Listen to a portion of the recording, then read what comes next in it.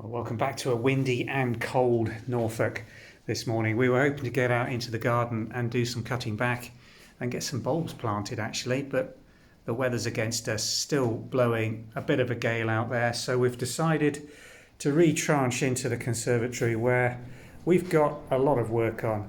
We tend not to do too much out here between sort of November and January. It tends to sit dormant and not do an awful lot, but this year we've had some really quite cold weather, some hard frosts which have penetrated in, and they've particularly taken their toll. Let me show you one of my favourite runs of geraniums, just completely squashed by the coldness coming through from that top. It's just the top row. The ones below, a little bit more shelter, have been fine, but they've taken an absolute blasting along the top.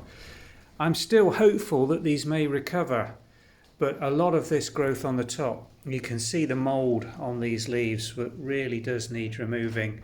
We don't want to cut too far back into the stems because that's where you'll get the regrowth from if the root and the crowns have actually survived. But a lot of dead material to have to come out of here, and we're just going to tidy up generally in here today and remove a lot of this material.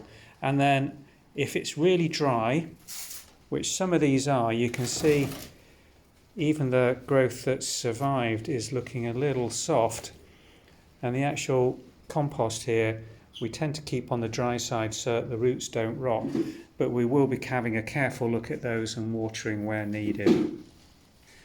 In the corner of this conservatory is our parent plant for all our money trees. We've had this one probably for around 20 years. It's in a massive container here.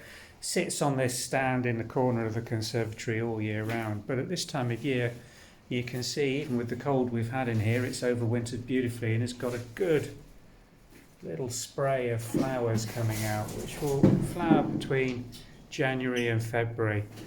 I'm going to again check the compost on this just to make sure it's not too dry. There's no sign of it being so. These are looking quite nice and turgid, the leaves, good amount of moisture in there.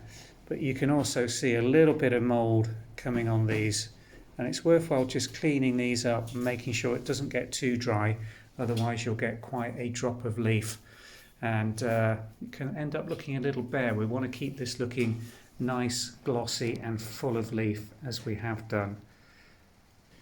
The lemon trees have been sheltering in here. This is where we keep them over the winter period. You can see we've still got a very good crop of lemons, but the leaves on these bushes aren't looking particularly healthy. They weren't when they came in at the end of the season. I've been checking these periodically for scale insect, and there's not an awful lot on here. When we do find it, we squish it. The compost in the base, getting a good indication of whether there's enough moisture in there, are these little clover-like leaf plants that we grow or just seed themselves into the compost. If they start looking really dry, and it's a good indicator that you need to put a bit of water on these, but we do tend to keep them quite dry over the winter period, and we'll start them back into growth when we start getting a little bit of warm, but that's not going to be until probably middle of March here.